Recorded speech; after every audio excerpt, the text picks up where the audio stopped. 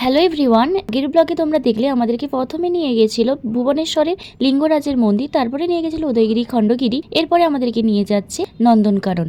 তো যেহেতু আমরা ওটিটিসিতে বুক করেছিলাম, তো ওখানে আগেই আমাদেরকে বাসে বলে দিয়েছিল যে যতগুলো স্পট দেখবো সবগুলোর যে ভিজিট টাকাটা একসাথে দিয়ে দিতে, তাহলে ওখানে গিয়ে আর টিকিট কাটার ঝামেলা থাকবে না। আর এখানে দেখলাম একটা ভালো সার্ভিস, ওটিটিসি বুক করার জন্য সব জায়গাতে আমাদেরকে ফার্স্টে চান্স দিচ্ছে। তো তারপরে আমরা গেলাম জঙ্গল সাফারিতে। তো জঙ্গল সাফারিতে মোটামুটি বাঘ, সিংহ, হরিণ, ভাল্লুক এইসবই দেখলাম। আমার বয়স এখন 22। আমি নন্দনকানন গিয়েছি প্রায়, পুরী গিয়েছি প্রায় 19 থেকে 20 বার, কিন্তু নন্দনকানন প্রায় প্রত্যেকবারই গেছি, শুধু 4-5 বার ছাড়া, নাহলে প্রায় নন্দনকানন যেতাম। কিন্তু জঙ্গল সাফারি তো আগে ছিল না, যবে থেকে হয়েছে তারপর থেকে একবার আমার জঙ্গল সাফারিতে যাওয়া হয়নি। এবারে আমার হাজবেন্ডের পাল্লায় পড়ে জঙ্গল সাফারিটা আমার দেখা হয়ে গেল। ভালোই করেছি নন্দনকানন। এই দেখো একটা সিংহ মামা দেখা যাচ্ছে, তো সিংহ মামার একটু বয়স হয়ে গেছে। তারপর ওই যে ভাল্লুক দাঁড়িয়ে আছে, তো ভাল্লুক দেখলাম, এই দেখো ময়ূর দেখলাম, আরো হরিণ, হাতি, অনেক কিছু দেখেছি। আর তোমরা কারা কারা নন্দনকানন গিয়েছো অবশ্যই আমাকে কমেন্ট করতে ভুলো না কিন্তু। তারপরে এইদিকে দেখো কত হরিণ। তারপরে আমরা এই গাড়িটাই করে উঠে দুজন মিলে খুব ফিল নিচ্ছিলাম।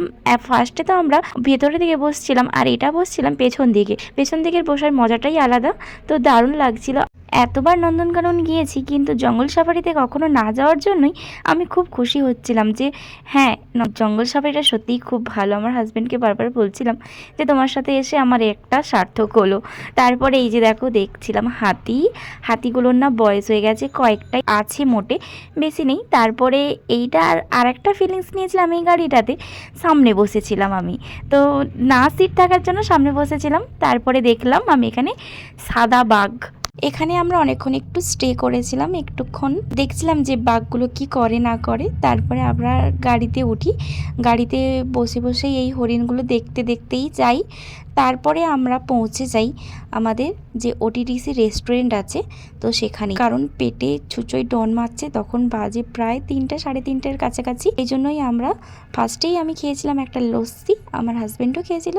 তারপরে নিয়েছিলাম একটা ভেজ থালি, আর একটা নিয়েছিলাম ফিশ থালি। তো মোটামুটি লাগলো। তোমরা তো জানোই যে উড়িষ্যার খাওয়ার মানে টক, আর আমার হাজব্যান্ডের একদম পছন্দ হয়নি, আমার মোটামুটি লেগেছে। আজকের ব্লগটা এখানেই শেষ করলাম। নেক্সট কোথায় নিয়ে গেছিলো পরের ব্লগে আসছে।